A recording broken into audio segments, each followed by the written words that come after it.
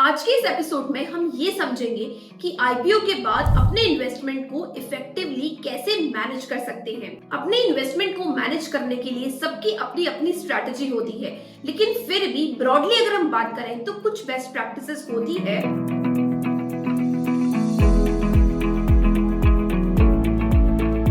सबसे पहली best practice होती है पोर्टफोलियो डाइवर्सिफिकेशन। आईपीओ के बाद अपने पोर्टफोलियो को डाइवर्सिफाई करना जरूरी है। सिर्फ एक कंपनी, एक सेक्टर या एक इंडस्ट्री पर डिपेंड नहीं रहना है। आपको हमेशा अलग अलग इंडस्ट्री, अलग अलग एसेट्स क्लास में इन्वेस्ट करना होगा, जिससे कि रिस्क को बैलेंस किया जा सके। Second one is regular portfolio review.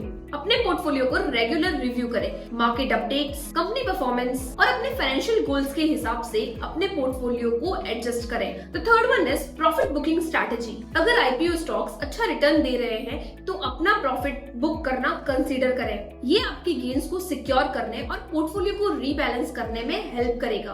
And the fourth one is take care of your tax implications. Shares को बेचते वक्त अपने टैक्स इम्प्लीकेशंस का जरूर ध्यान रखें। शॉर्ट टर्म और लॉन्ग टर्म गेन्स पर टैक्स रेट्स अलग अलग होते हैं, इसलिए अपनी टैक्स प्लानिंग करना बहुत जरूरी है। The fifth one is emotional discipline. Market के अप्स एंड डाउन की वजह से आपको पैनिक नहीं होना है। इमोशनल डिसीजन से बचने के लिए आप अपनी स्ट्रैटेजी एडवांस में ही बना लें और ट्राई करें अपनी स्ट्रैटेजी पर स्टिक रहने का। Number 6, stay tuned on company performance. Company अपनी फाइनेंशियल परफॉर्मेंस क्वार्टरली अनाउंस करती है, जहां पर मैनेजमेंट चेंज, रिस्क और ओवरऑल ग्रोथ के बारे में डिस्कशन करती है, और साथ ही हमें इंडस्ट्री न्यूज पर भी ध्यान रखना जरूरी है। ये सारी चीजें हमें इन्फॉर्म डिसीजन लेने में मदद करती है। Last but not the least, अगर आपको अपने इन्वेस्टमेंट को मैनेज करने में मुश्किल हो रही है, देन आप एक क्वालिफाइड फाइनेंशियल एडवाइजर से मदद ले सकते हैं। वो आपके फाइनेंशियल गोल्स के हिसाब से आपको पर्सनलाइज्ड एडवाइस देंगे। सो फ्रेंड्स, ये थी कुछ बेस्ट प्रैक्टिसेस आपके आईपीओ इन्वेस्टमेंट को